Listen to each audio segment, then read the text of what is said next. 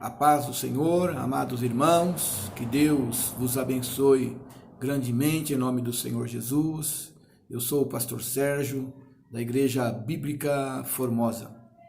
Tem me vindo ao coração falar a respeito dos dias que estamos passando após a morte do Senhor Jesus. Estamos vivendo, na verdade, os dias que antecedem ao Pentecoste, ao derramamento do Espírito Santo sobre a igreja.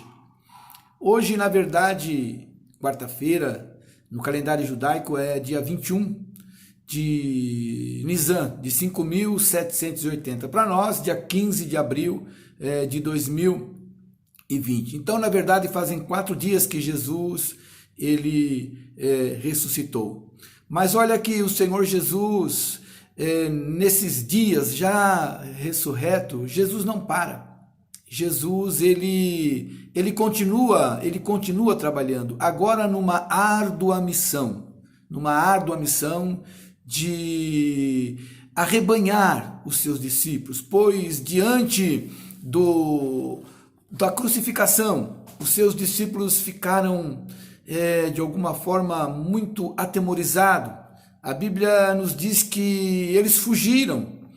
A Bíblia nos mostra que houve um discípulo que largou as suas vestes e fugiu nu, com medo da turba. Vemos aí então uma angústia muito grande na parte dos discípulos. Nós vemos na crucificação que Pedro nega o Senhor Jesus por 3 vezes e chora amargamente. E os discípulos, nesse momento, então, já angustiados, acabam se dispersando. E Jesus, agora ressurreto, ele vai em busca dos seus discípulos. Ele não desiste dos seus discípulos. O que me impressiona é que o Senhor Jesus, quando ele ainda está na sepultura, já mais ressurreto, que ele recebe a visita das mulheres que iriam embalsamá-lo, Jesus ele dá um aviso para aquelas mulheres.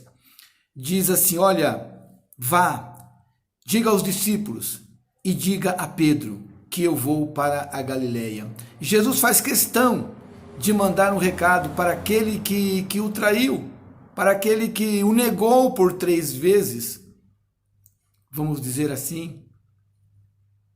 É interessante o amor do Senhor Jesus. E é interessante como ele investe nos seus discípulos, mesmo diante de negar a ele, mesmo diante de Pedro ter o negado. Jesus, ele pede para que avise a Pedro. Estamos diante dos discípulos, então, angustiados, dispersos, e Jesus vai de encontro. Jesus vai de encontro a eles. A palavra do Senhor diz que já no primeiro dia que o Senhor Jesus ressuscita, ele vai até o caminho de Emaús, onde ele encontra 2 dos seus discípulos descendo para Emaús.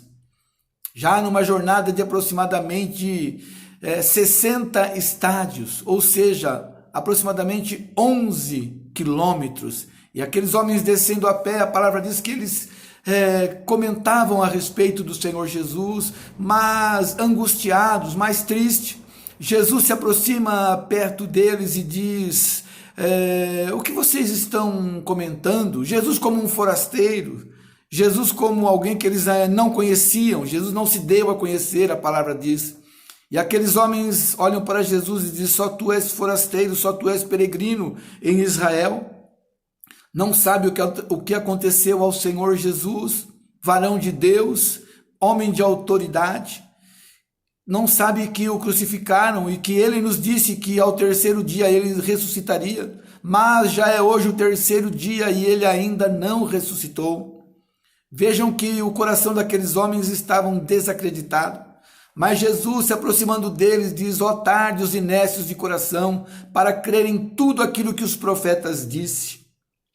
Jesus chama a atenção deles, não com ira, não com furor, mas mostrando para eles que realmente aquilo que os profetas haviam escrito a respeito da sua ressurreição aconteceria. Já anoitecendo, Jesus faz ir adiante, mas aqueles homens dizem: olha, já é tarde, vamos entrar. E ali eles se assentam à mesa. Chegando em Emaús, eles se assentam à mesa para comer. Jesus toma o pão e dá graças a ele. E aqueles homens, a Bíblia diz, abrem-se-lhe os olhos e eles entendem que era Jesus. Mas naquele momento, o Senhor Jesus, ele desaparece. E então vem a confirmação no coração daqueles homens. Porventura, não ardia em nós os nossos corações quando ele falava conosco no caminho? E a palavra diz que eles, se levantando, voltaram para Jerusalém.